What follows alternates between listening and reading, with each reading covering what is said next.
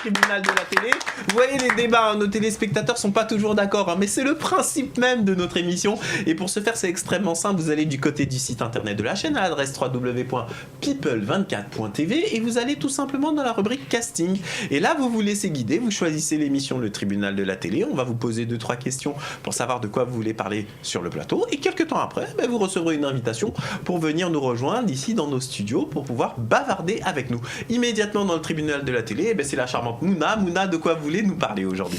Alors, du témoignage du chauffeur de Harvey Weinstein, le fameux prédateur sexuel, si je puis me permettre. Jusqu'à ce qu'un tribunal le condamne. Voilà. On est bien d'accord, présumé innocent jusqu'à ce qu'un tribunal le condamne. Présumé innocent jusqu'à ce qu'un tribunal le condamne. Non, parce que là, vous affirmiez. Oui. Je me fais volontairement.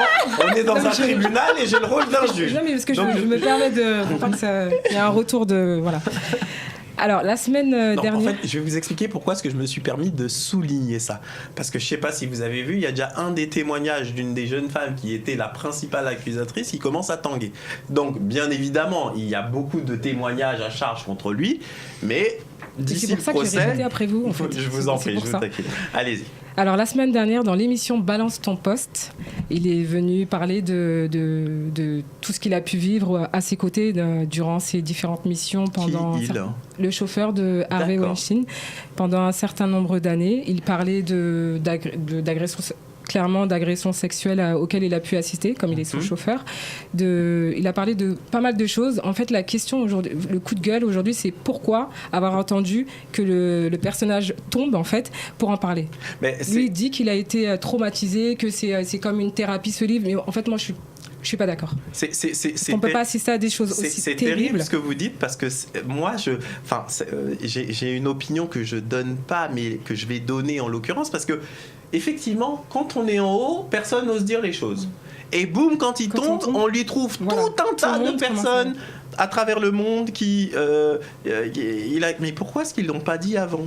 Mais c'est la question, en fait, moi, quand je regardais Balance ton poste, j'avais envie d'entrer dans l'écran et de lui dire, mais pourquoi, monsieur, vous avez attendu que ce monsieur soit pris en flagrant délit mondial pour en parler ? D'accord. Même si ça vous a touché, même si ça vous a blessé, même si vous avez vécu un traumatisme, c'est pas après qu'il faut en parler parce qu'il y a des personnes qui ont été agressées, qui ont été touchées, qui ont été traumatisées également comme vous sur le fait. Donc voilà, moi je suis pas. Il va vous dire j'avais peur de perdre mon travail aussi ou ce genre de situation. C'est pas comme ça qu'il va se défendre. Il va dire que oui, mais en tout cas ce qu'il a pu dire c'est oui, quand on travaille avec le personnage, on est dans un certain état d'esprit, un certain délire entre guillemets qui fait que on réalise pas vraiment. Je lui dis mais non, pour moi c'est pas justifiable. Mais écoutez, on va donner la parole à tout le monde sur ce plateau. Vous pouvez tous vous exprimer. Benjamin, vous voulez rajouter quelque chose sur ce sujet ? Je pense qu'il y a de l'argent en jeu là derrière, que sûrement la star, ou je connais pas vraiment, elle payait son chauffeur pour qu'il évite d'en parler, donc je pense qu'il a succombé à la... je vois Mouna qui fait non. Je suis un peu d'accord avec toi, mais je pense que l'enjeu financier, c'est que maintenant, ça s'est arrêté avec Harvey Weinstein. Il faut en quelque sorte combler le vide d'argent. Donc, il sort son livre, il en parle et il sait que finalement, il y aura une rentrée d'argent. Je suis désolée de parler comme ça, mais c'est ce que je pense actuellement. D'accord. Donc, pour vous, c'est une motivation pécuniaire. C'est une motivation pécuniaire. Et en fait, c'est une thérapie. La motivation première, le terme que je vais employer est très sale et je m'en excuse, mais c'est pour salir le personnage, pour se faire un maximum d'argent d'après vous. Voilà. D'accord, très bien. Et vous en pensez quoi, Sébastien ? Moi, je rejoins un peu l'avis. Je pense qu'il y a aussi de l'argent derrière. Après, j'ai pas trop suivi l'histoire, donc je vais pas trop m'étaler sur le sujet. Harvey Weinstein, on pouvait difficilement être passé au cours de ces dernières années sur l'histoire. Mais enfin, vous avez très certainement entendu parler de ce grand producteur américain qui gérait, je sais pas, 15 à 20% d'Hollywood, à en croire les différents articles de presse, et qui était un producteur tout puissant et puis qui est à l'origine du fameux phénomène balance ton porc, etc. Et qui a été arrêté parce que il y a eu plusieurs femmes qui ont porté plainte contre lui.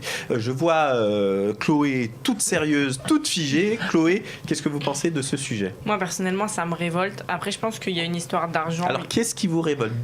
Précisez à chaque fois. Déjà, je pense que attendre que la personne soit accusée pour remettre des accusations sur des accusations déjà présentes, fallait pas attendre. Pour moi, l'attente, c'est impensable. Je comprends pas comment on peut assister à des choses aussi horribles tout au long d'une carrière, parce qu'il faut savoir que c'est tout au long de sa carrière qu'il a assisté à ça. En fait, c'est la facilité. C'est trop facile d'accepter tant que ça marche et ensuite d'en rajouter une couche quand ça marche plus.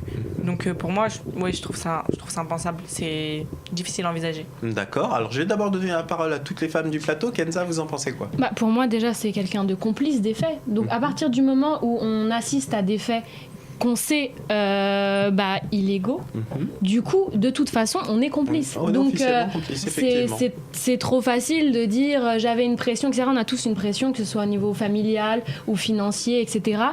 Je me permettrai pas de dire qu'il n'a pas subi de pression. Ce serait faux, je pense, surtout de la part de ce grand homme du cinéma, qu'on le veuille ou non. Ça a été quelqu'un qui a eu un gros impact sur la production américaine. Donc, je pense, oui, qu'il a subi de nombreuses pressions, mais ça n'excuse pas. Il doit être puni, je pense. D'accord. Précisément, dans l'émission, quand il exprimait tout ça, on l'a questionné quand même. Je présume les gens autour de la table. Tous les chroniqueurs lui ont posé des questions. Et tous les chroniqueurs, la première question qu'ils lui ont posée, c'est pourquoi avoir attendu ? Et il s'en défend en disant que oui, mais à l'époque, j'étais pas bien, je suis rentrée dans une certaine dépression, un certain burn-out. Mais non, mais je suis désolée, on peut pas entendre ça. C'est pas possible. C'est des jeunes femmes qui se font agresser. Ça peut être ses filles, ça peut être ses sœurs, ça peut être n'importe qui, mais on peut pas laisser une personne se faire agresser sous ses yeux et ne pas réagir. Alors, se dire que oui, parce que... Et surtout, une chose qui est très importante, c'est que quand on travaille avec une personnalité comme Harvey Weinstein, on est soumis à un secret de confidentialité. Pourquoi en parler maintenant ? Parce que de toute façon... Justement, lui, il vous dira c'est parce que ma conscience, etc. Et maintenant, j'en parle. Mais il a sorti un bouquin, c'est ce que vous indiquiez tout à l'heure. D'accord. Bon, moi, je vais volontairement, chers amis téléspectateurs, être super piquant. Et là, je vais flirter avec la ligne rouge. Et je sais que je vais vous faire bondir et réagir. Je vais prendre un autre cas volontairement. On a récemment entendu parler de Cristiano Ronaldo, le joueur de football, qui est accusé par une jeune femme d'agression sexuelle. Alors, il y avait eu une première transaction à l'époque des faits aux États-Unis, où Cristiano Ronaldo avait payé l'équivalent, je crois, de 300 000 € à peu près. Alors attention, il faut bien comprendre que dans le droit américain, payer ne veut pas dire coupable. C'est parce que dans le droit américain, les gens qui ont beaucoup d'argent, quand ils veulent pas s'emmerder avec une affaire, ils payent 2-3 sous et l'affaire s'arrête là, si vous voulez. D'accord ? Et le cas le plus célèbre, c'est Michael Jackson, qui avait été accusé de pédophilie et il était tellement riche qu'on lui a demandé 20 millions de dollars, il les a donnés, il a dit foutez-moi la paix avec ça, j'ai rien à faire avec ça. Mais derrière, sur sa carrière, ça a mis une tâche parce que il y a plein de gens qui l'ont suspecté tout au long de sa carrière, jusqu'à ce que des tribunaux disent clairement qu'il n'avait jamais rien fait, mais en attendant, le mec est mort. Et ça, c'est après sa mort. Voilà, a vécu avec ça toute sa mort. Cette jeune femme dont on parle avec Cristiano Ronaldo, d'ailleurs, si vous le permettez, on va regarder les images, là, tout de suite, et j'aimerais que vous me disiez ce que vous en pensez des accusations qui arrivent quelques années après. On y va.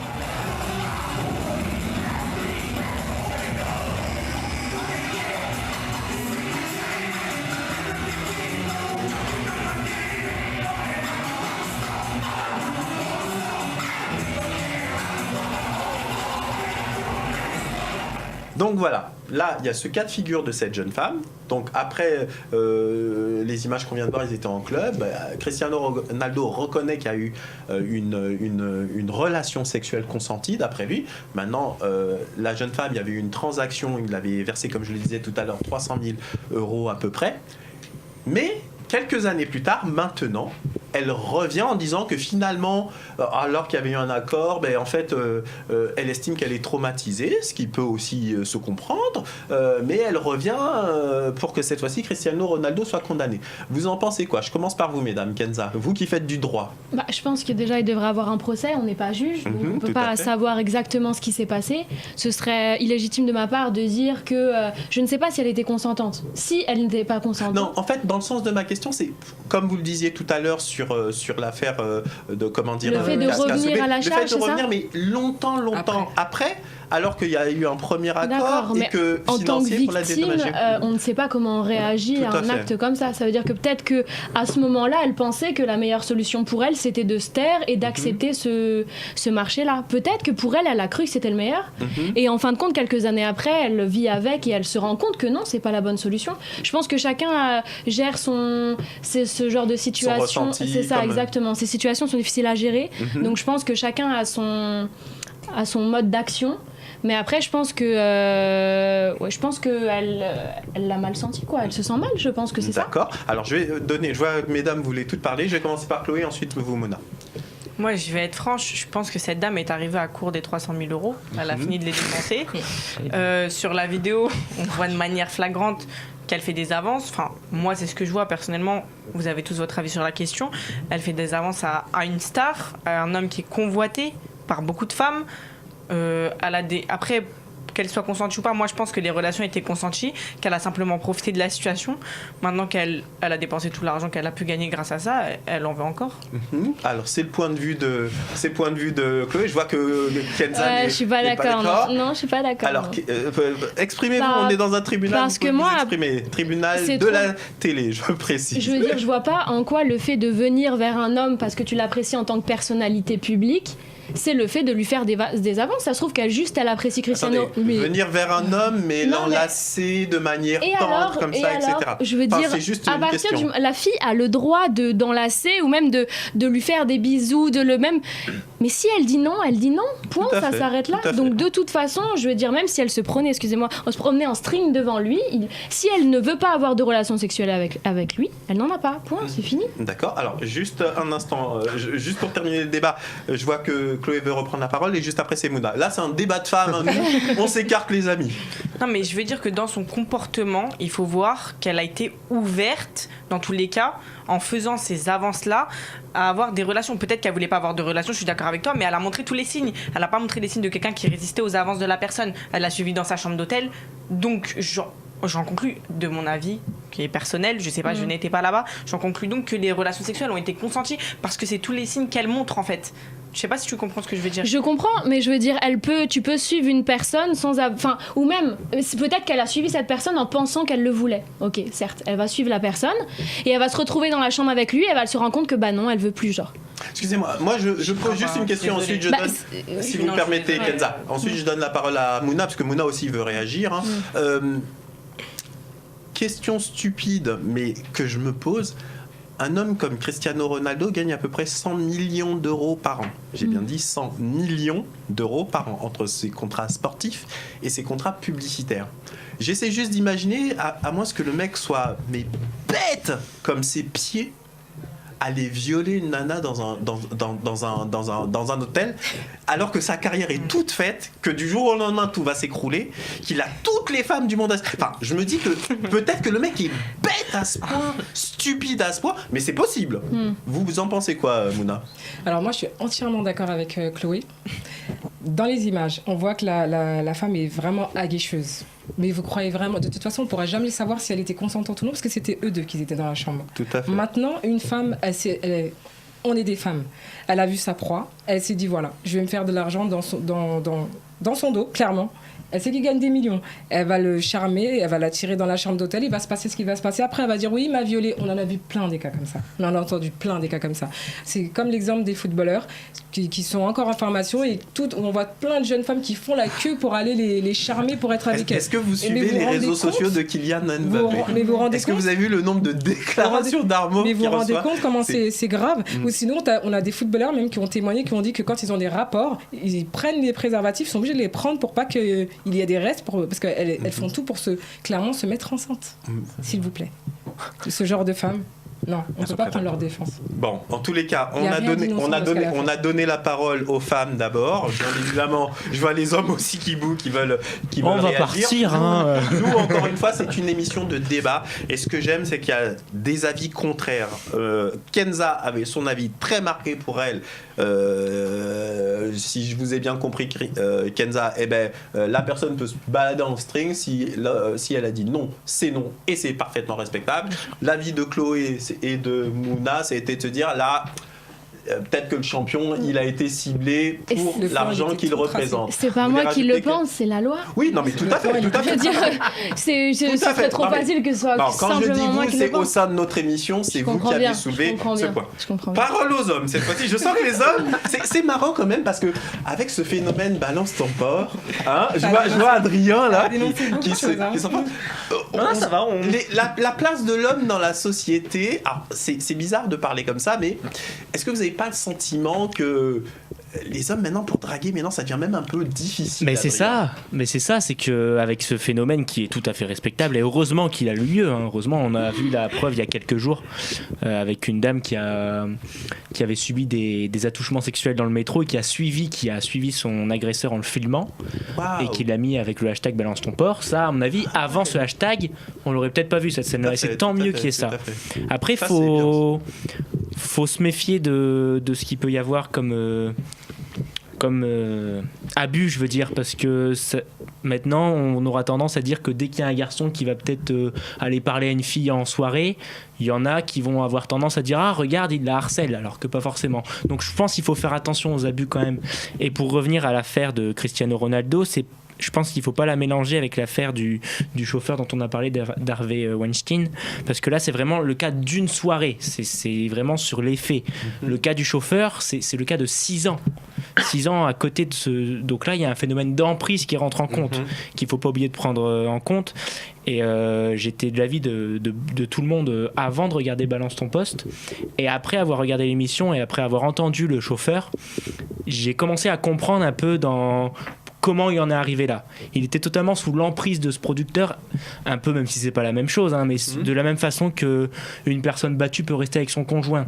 C'est un phénomène d'emprise qu'on a du mal à comprendre, moi-même ça m'échappe, mais il est bien réel. D'accord, en tous les cas, merci de ce témoignage. Bref, quoi qu'il en soit, immédiatement sur People 24, c'est la publicité, et juste après la pub, on continue nos débats. À tout de suite.